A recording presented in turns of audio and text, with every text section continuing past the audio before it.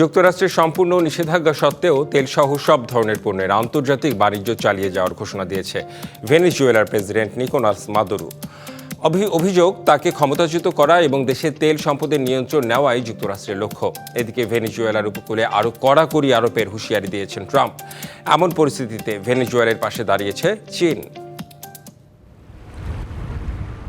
ভেনেজুয়েলার জলসীমায় তেলবাহী জাহাজ চলাচলে অবরোধ জারি করেছেন মার্কিন প্রেসিডেন্ট ডোনাল্ড ট্রাম্প। হোয়াইট হাউসের দাবি, এই পদক্ষেপে সন্ত্রাস নিয়ন্ত্রণে মাদুরো সরকারের উপর চাপ বাড়ানো হবে।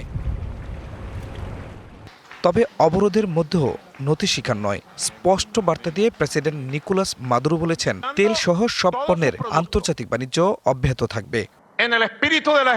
আমরা কাউকে ভয় পাই না, বাণিজ্য অব্যাহত থাকবে। আমাকে ক্ষমতাচ্যুত করে বিশ্বের সবচেয়ে বড় তেল মজুদের উপর নিয়ন্ত্রণ প্রতিষ্ঠা করতে চায় যুক্তরাষ্ট্র। হার্টের যত্নে বিশ্বসেরা ক্যানোলা তেল এখন বাংলাদেশে। এদিকে ট্রাম্প আরও কঠোর অবস্থানের ইঙ্গিত দিয়ে বলেছেন, ভেনেজুয়েলার উপকূলে কোনোভাবেই জাহাজ যেতে দেওয়া হবে না। এটা একটা অবরোধ, আমি কাউকে যেতে দেব না। তারা আমাদের সব জ্বালানি অধিকার কেড়ে নিয়েছিল, আর আমরা সেটা ফেরত চাই।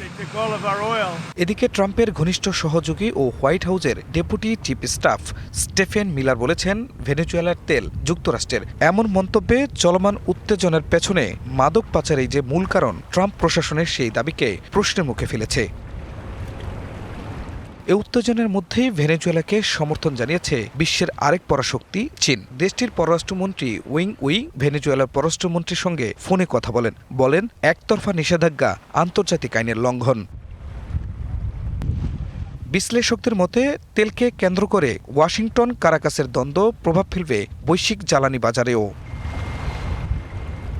খান মোহাম্মদ মুকুল, ডিবিসি নিউজ ডেস্ক।